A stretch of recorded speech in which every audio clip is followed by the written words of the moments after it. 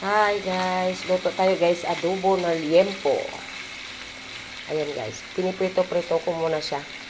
Tanggalin lang natin ang mga mantika niya. Tapos pagka madaming mantika, tatanggalin muna natin syempre. Bago ko igisaya ang sibuyas, bawang at saka luya. Yan, iprito lang muna natin siya kahit saglit. Mag-brown-brown lang siya para mawala lang yung ibang mantika. Yan.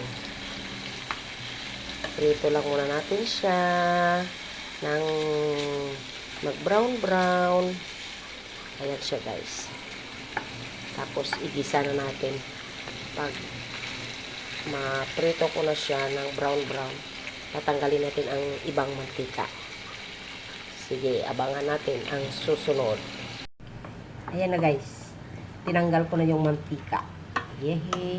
Ayan na siya guys. Oh, naprito-prito ko na siya. Kailangan ko lang talaga tanggalin ang mga mantika niya. Ayan na. Ginisa ko na siya sa sibuyas, bawang, at saka luya. Gusto ko kasi guys, may luya yung adobo kasi parang mas ano kasi siya, malasa. Pag may luya. Tapos, ganito guys, iprito-prito mo muna siya guys. Masarap. Ayan, masarap ang lasa.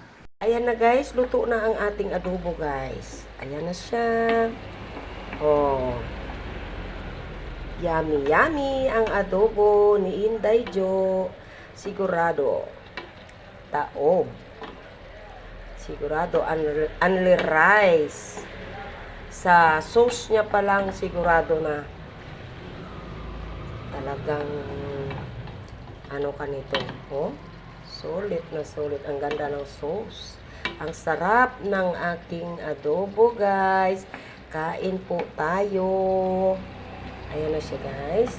I-prepare ko na naman ang plato sa lamisa at parating na ang aking mga kasama sa bahay.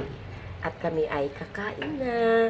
Sabay-sabay po tayo. Naku, kung malapit lang kayo, share tayo. Kahit nagtatatlo-tatlo lang pwede na.